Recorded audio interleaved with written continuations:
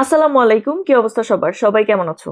আজকের ভিডিওতে আমি কথা বলার চেষ্টা করব ইউএসএ তে F1 ভিসাতে পড়তে আসার জন্য আমাদের কি কি ডকুমেন্টস রেডি করতে হবে। ইউএসএ তে একদম অ্যাপ্লিকেশন প্রসেস থেকে শুরু করে ভিসা পাওয়া পর্যন্ত আমি যদি ডকুমেন্টস গুলোকে ভাগ করি, আমি তাহলে দুই ভাগে ভাগ করব। প্রথম ভাগে থাকবে আমাকে অ্যাপ্লিকেশন করতে কি কি ডকুমেন্টস রেডি করতে হবে, আর দ্বিতীয় ধাপে থাকবে অ্যাপ্লিকেশন শেষ হওয়ার পরে আমি যখন অ্যাডমিশন পেয়ে যাব তারপর ভিসা পাওয়ার জন্য আমাকে কি কি ডকুমেন্টস রেডি করতে হবে। আমরা যখন ইউএসএ তে ভর্তি হতে চাই তো অ্যাপ্লিকেশন শুরু করার আগে আমাদের বেশ কিছু পেপার রেডি করতে হয় এবং এই পেপারগুলো রেডি না হলে আমরা কিন্তু অ্যাপ্লিকেশন কমপ্লিট করতে পারবো না। তাই প্রথমেই আমাদেরকে এই পেপারগুলোর কথা মাথায় রেখে আমাদের অ্যাপ্লিকেশন বা অ্যাডমিশন প্রসেস নিয়ে কাজ করতে হবে। শুরুতে যে জিনিসটা লাগবে সেটা হচ্ছে আমাদের ট্রান্সক্রিপ্ট। যদি আমরা ব্যাচেলারে ভর্তি হতে চাই তাহলে আমাদের লাগবে এসএসসি, এইচএসসি বা ও লেভেলের ট্রান্সক্রিপ্ট, আর যদি আমরা মাস্টার্সে পড়তে চাই তাহলে আমাদেরকে ব্যাচেলারের ট্রান্সক্রিপ্ট অ্যারেঞ্জ করে ফেলতে হবে। দ্বিতীয় যে পেপারটা লাগবে সেটা হচ্ছে আমাদের ব্যাচেলারের সার্টিফিকেট, এবং 3 নম্বরে যেই পেপারটা লাগবে সেটা হচ্ছে আমাদের ব্যাচেলারের ট্রান্সক্রিপ্ট এবং সার্টিফিকেট যেটা আছে সেটাকে আমাদের ওএস বা ইসি ইভালুয়েশন করতে হবে। এটা কিছু ইউনিভার্সিটিতে ম্যান্ডেটরি থাকে এবং কিছু ইউনিভার্সিটিতে ওয়েভ করে দেওয়া হয়। আমরা যে ইউনিভার্সিটিতে অ্যাপ্লাই করতে চাচ্ছি সেখানে আমাদের চেক করে নিতে হবে যে আমাদের কি ওএস বা ইসিএ করতে হবে নাকি এটা ছাড়াও আমরা অ্যাপ্লিকেশন প্রসেস করতে পারবো। এখন অনেকে প্রশ্ন করতে পারো ওএস বা ইসিএ এগুলো আবার কি?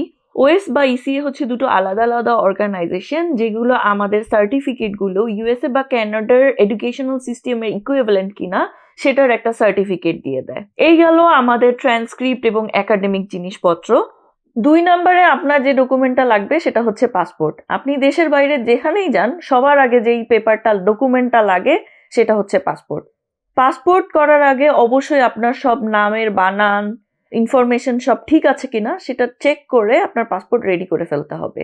3 নম্বরে যেই ডকুমেন্টস গুলো লাগবে সেটাকে বলা হয় স্ট্যান্ডার্ডাইজ টেস্ট। স্ট্যান্ডার্ডাইজ টেস্টের প্রথম যেই ডকুমেন্টস সেটা হচ্ছে ইংলিশ প্রফিসিয়েন্সি টেস্ট। অনেকে অনেক ধরনের টেস্ট প্রিফার করে, কেউ টোফেল, কেউ আইএলস।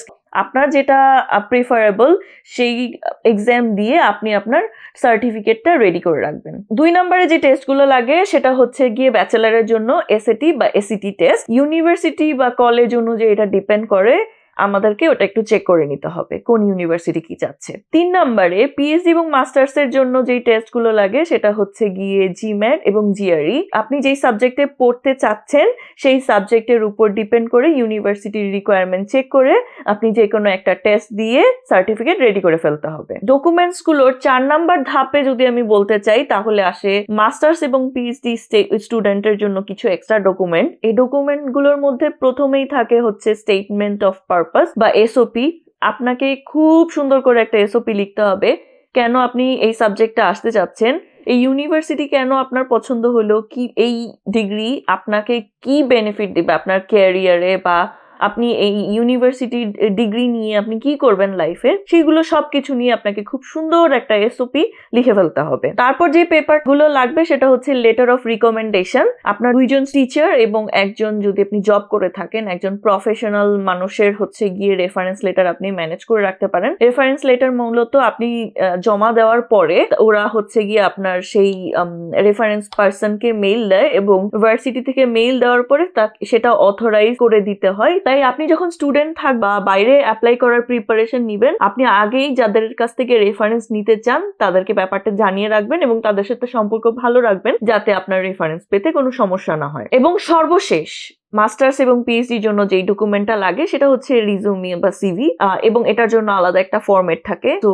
এটা আপনি খুব সুন্দরভাবে রিজুমি বা সিভি বানিয়ে ফেলবেন। কারো যদি রিজুমির ফরম্যাট নিয়ে কোনো প্রশ্ন থাকে অবশ্যই আমাকে জানাতে পারেন কমেন্ট বক্সে, আমি আমার পরবর্তী কোনো ভিডিওতে এটা কভার করে দেওয়ার চেষ্টা করব। একাডেমিক ট্রান্সক্রিপ্ট, তারপরে পাসপোর্ট, স্ট্যান্ডার্ডাইজ টেস্ট এবং এসওপি, রিজুমি, এগুলোর পাশাপাশি আপনাকে কিছু ফিনান্সিয়াল ডকুমেন্টও রেডি করতে হবে আপনার অ্যাপ্লিকেশন প্রসেস শুরু করার আগে। তার মধ্যে প্রথম যেই জিনিসটা আসে সেটা হচ্ছে ব্যাংক স্টেটমেন্ট, যেটা প্রমাণ করবে যে আপনি যে ইউএসএ তে পড়তে যাবেন আপনার কাছে ইউএসএ তে থাকার জন্য 1 বছরের টাকা পয়সা আছে এবং আপনার কাছে আপনার টিউশন ফি দেওয়ার মতো যথেষ্ট টাকা পয়সা আছে। 2 নম্বরে যেই পেপারটা থাকবে সেটা থাকবে হচ্ছে ব্যাংক সলভেন্সি সার্টিফিকেট, এটা ব্যাংক আপনাকে দিবে। 3 নাম্বার যেই ডকুমেন্টটা লাগে সেটা হচ্ছে অ্যাফিডেভিট অফ স্পন্সর, যেখানে মেনশন থাকবে আপনি যে ইউএসএ তে পড়তে যাচ্ছেন আপনার পড়াশোনার সমস্ত খরচ সেই স্পন্সর আপনাকে দিবে।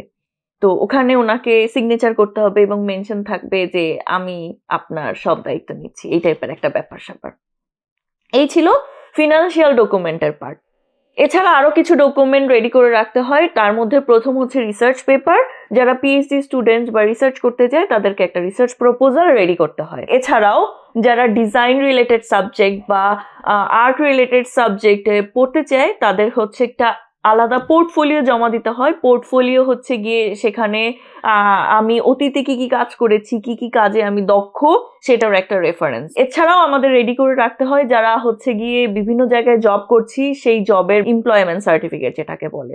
আর অ্যাডিশনাল ভাবে আমার এক্সট্রা কারিকুলার অ্যাক্টিভিটিস এর যেসব সার্টিফিকেট বা পেপার আছে সেগুলো আমরা মেনশন করতে পারি সিভিতে এবং পাশাপাশি আমরা সাবমিট করতে পারি যদি সাবমিশনের কোনো অপশন থাকে। এই ছিল মোটামুটি আমাদের ইউএসএ তে অ্যাপ্লিকেশন করার পূর্বে যেসব ডকুমেন্টস রেডি করতে হবে তা নিয়ে বেসিক একটা ধারণা।